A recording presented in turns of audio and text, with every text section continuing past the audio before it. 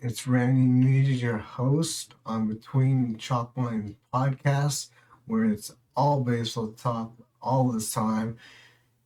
Eat, sleep, baseball, repeat. That's the formula, guys. That's how you win.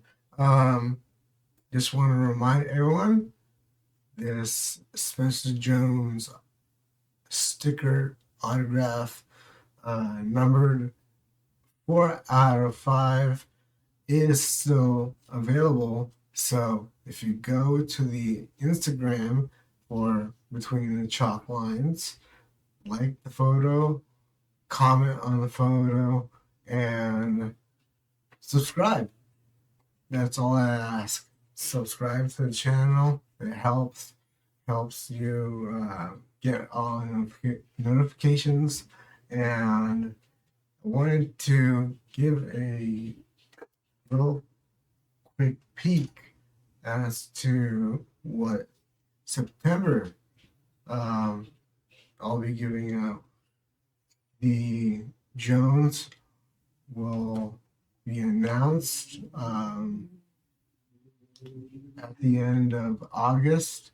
So I know there's a lot of comments already. So go ahead and take care of that now. I won't have a episode next week. I'm actually going to San Francisco. I'll be seeing the Giants play the Cubs. So no episode that week. I'll be busy for a couple days. Maybe get a couple of autographs. We'll see. Something to give away later. Next month, I'm giving away a 2024 Colt Keith rookie patch.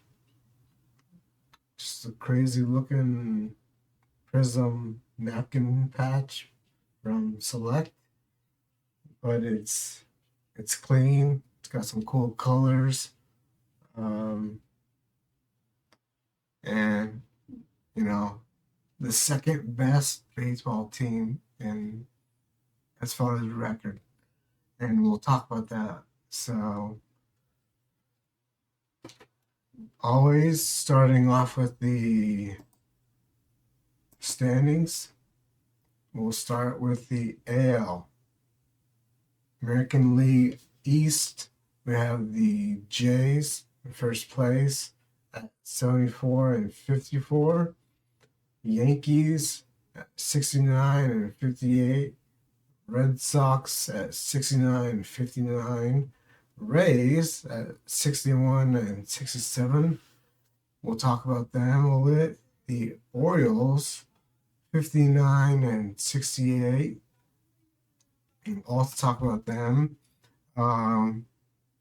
Then the AL Central, the Tigers, obviously in first place at 76 and 53.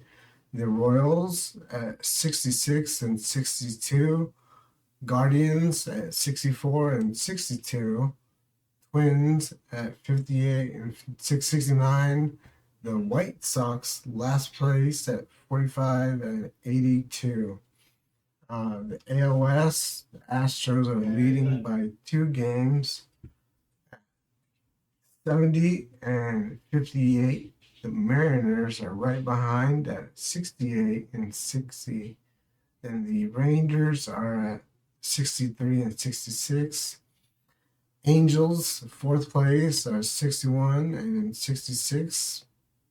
And then the Athletics, your Sacramento Athletics, last place at 59 and 70.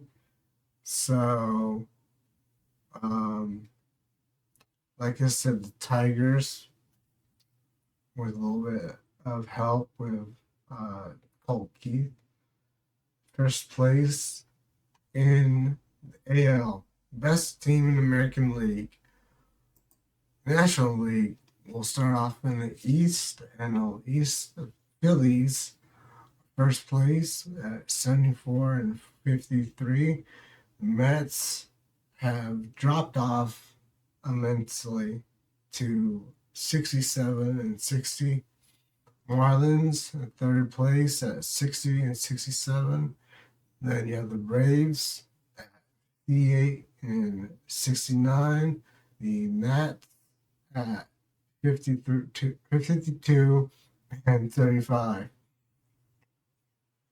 And then we go to the NL Central that has the best team in baseball. Brewers are 80 and 48.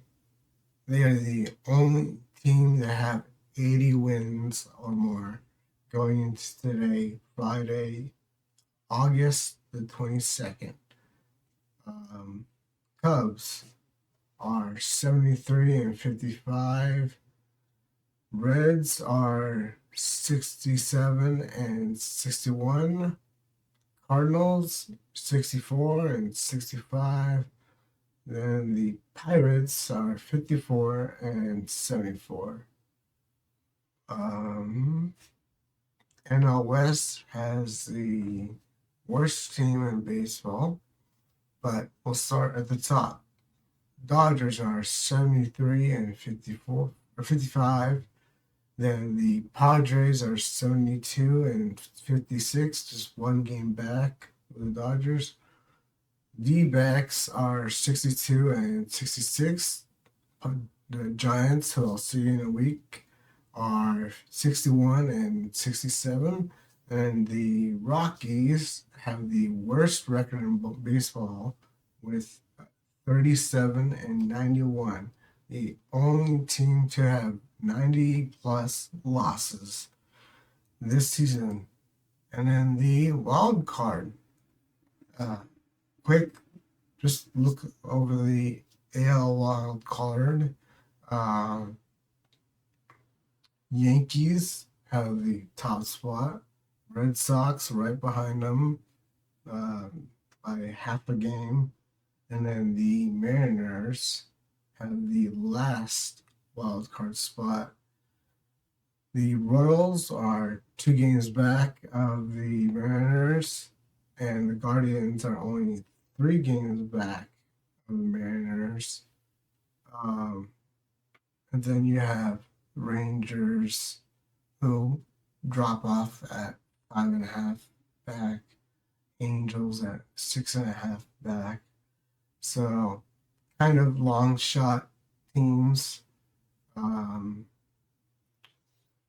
Nobody has been eliminated yet.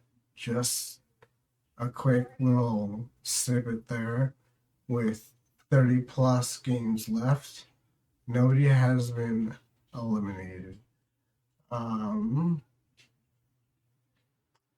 In the National League, we have the Cubs at the top spot with some cushion.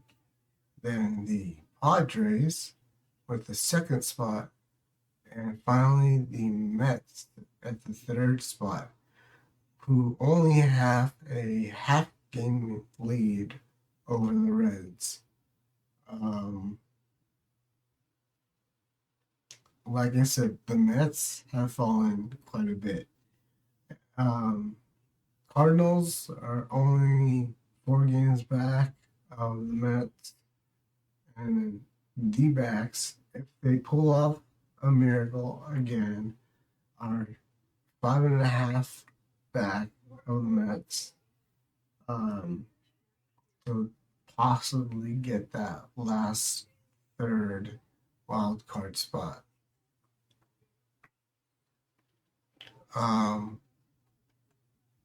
We'll talk about, like I said, the Orioles. The Brewers are a team that I want to talk about a little bit. And then the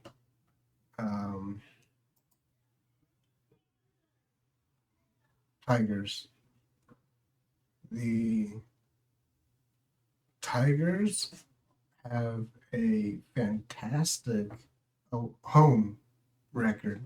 They're one of the best teams at home. They actually are tied with the Blue Jays for the most wins at 42. They are 42-24 at home. Blue Jays are 42-21. The Tigers also have the most wins away in the AL, I should say. Just to clarify, American League. Um, they have a 34-29 record away. Last 8 games, they are 8-2. Um, in the NL, no team has 42 wins except for, yes, the Brewers. They are 42-20. They also have at home, I should say. Away, they are 38-28. By far the best team on the road, American League or National League. So they've also had several 10 games or more win streaks this season. Um, so once they get in a rhythm, they just know how to carry it. And Jackson Churio is kind of on its way back. So the Brewers have been doing all of this without Churio, just to be clear. Um,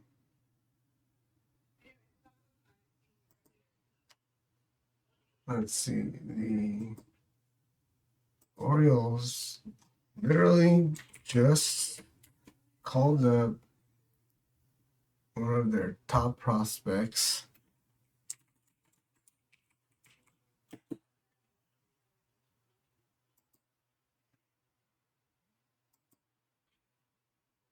catcher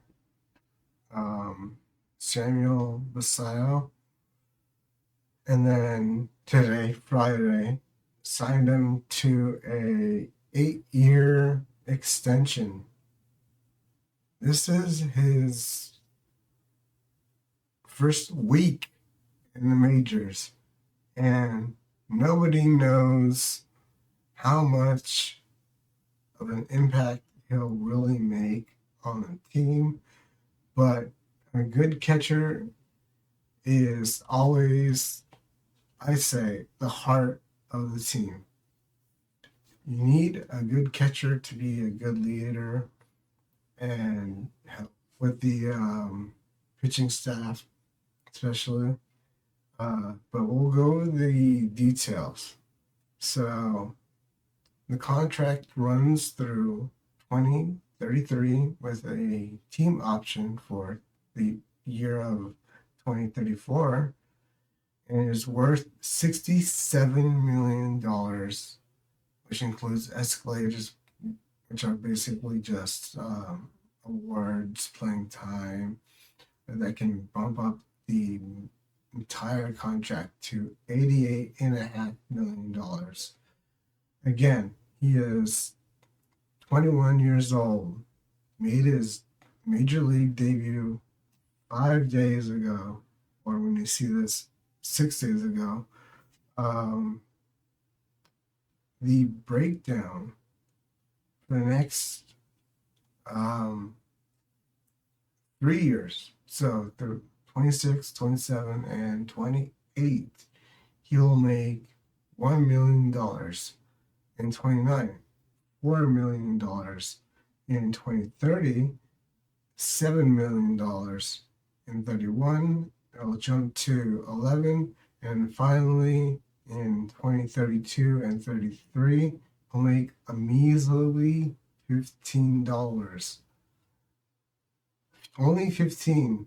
If he turns out to be an amazing guy behind the plate and work out for the team, this could be one of the smartest extensions to a rookie or prospect still. He's just a prospect that any team has done in the last, I don't know how many years, but the 2034 team option is for $18 million and or a $7 million buyout. So he still gets paid in 2034.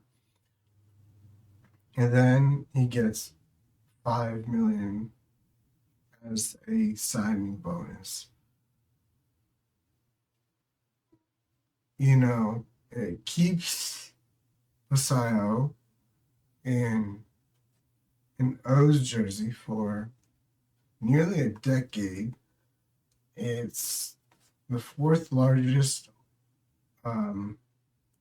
deal for the Orioles ever, which include obviously Chris Davis's flop of a 7-year, $161 million deal that he just retired because Davis couldn't hit. And then Adam Jones, which was 6 years at 85 and a half. Pretty good guy, right? Miguel Tejada at 6 years also, $72 million. So if you look at it, of those three other guys, only one panned out. Will Samuel pan out? Who knows?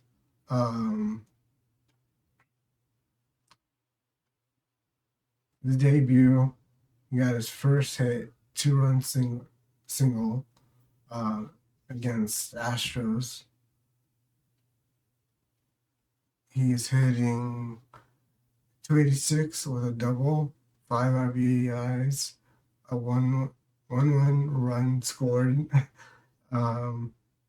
and drove in a winning run on Tuesday in an 11-win game over the Red Sox.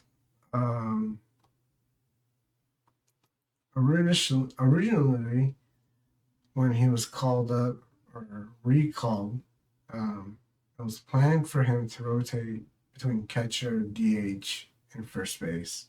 So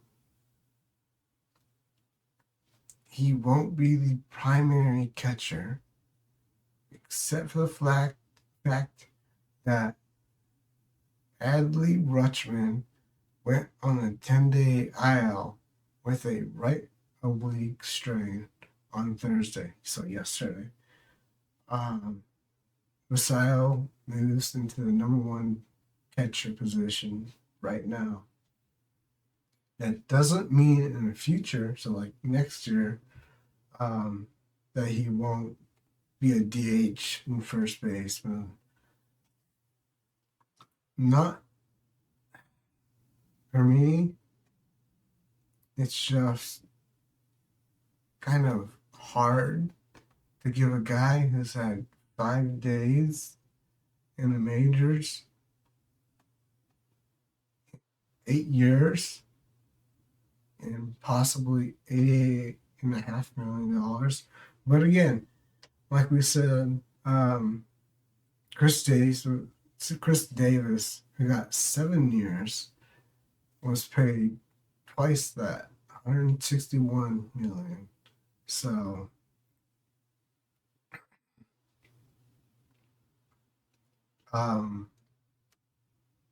you see what happens when guys go to free agency. It gets insane. Free agency for this offseason, which I'll cover, obviously. It's going to be off the hook. It's just insane. So, mark the calendar. August 22nd, 2025, Samuel Pasio was given an 8-year, $67 million contract extension that could go up to 9 years and 88.5. million. So it's all the talk right now of baseball pundits. Um, you know, that's all everyone will talk about. But another East team and another prospect I want to talk about is Carson Williams for the Rays. Um, he was just called up, I believe, yesterday, or I believe yesterday, to play short for the Rays. Everyone knows the Tampa Bay Rays um, problem. They had that, we'll say that guy who did some stuff that shouldn't have done, that nobody should do, is in jail or serving time and not playing Major League Baseball. So they traded for Ha Sung Kim, um, who unfortunately was just injured. So the Rays promoted Carson Williams. We'll look at his baseball reference real quick, just for minor league numbers. 22 years old, so double twos. Playing at Durham, AAA today. Sorry, this season, 111 games, so one. Had 83 hits at a tune of a 213 average. He excelled with the home runs at 23 bombs. Last year at AA, he had 20 home runs in 115 games. So decent pop for an infielder, shortstop to be specific. If he pans out to be the kind of guy that they expect a lot of doubles, home runs, hits, singles. Don't expect a lot of ground balls. Last year, he only grounded into 2 double plays. This year at AAA, that jumped up to 7. But, I mean, he's just not putting the ball on the ground. So I think with what he's done as far as hitting at AAA this year, only AAA, it bodes well for the Rays. If Ha Sung Kim doesn't come back, that's fine. They got Carson Williams. He played over 900 innings.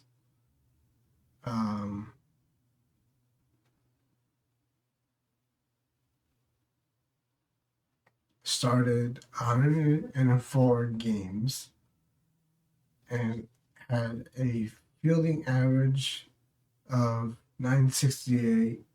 So almost perfect, but not quite. I don't see where he played all year.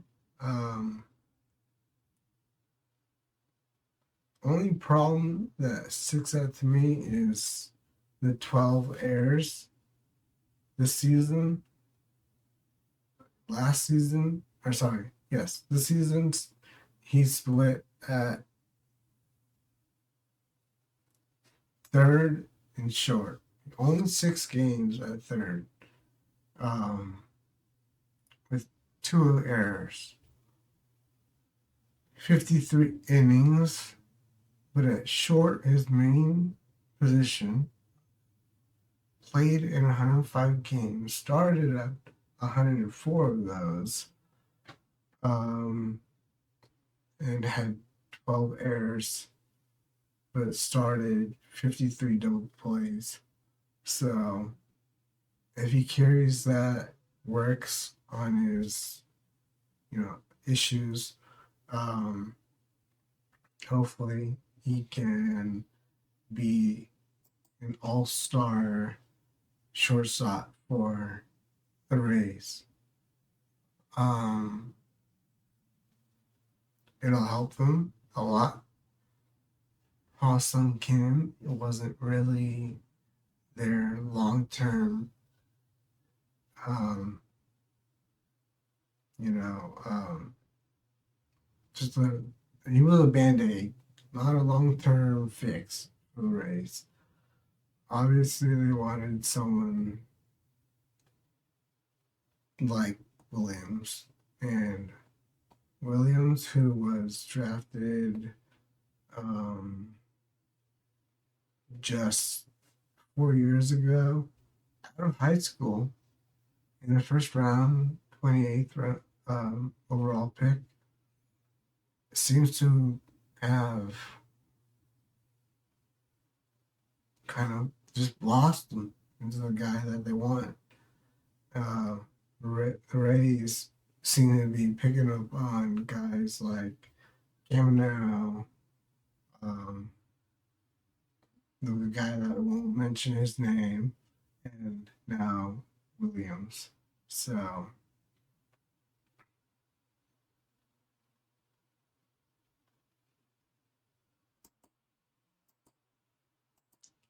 as far as episode, that's it. So I'll be out in San Francisco next week, specifically the game on, I believe, Wednesday, but let me double check. Yeah, Wednesday, 27th, Giants versus the Cubs. I'll be there. So if I see you, say hi, give a wave. And if you don't, then just you gotta wait a little bit for the announcement on the Spencer Jones autograph. Like, comment on Instagram, and then subscribe to the channel. Put notifications on. I appreciate it. See you next week, or 2 weeks from now, not next week.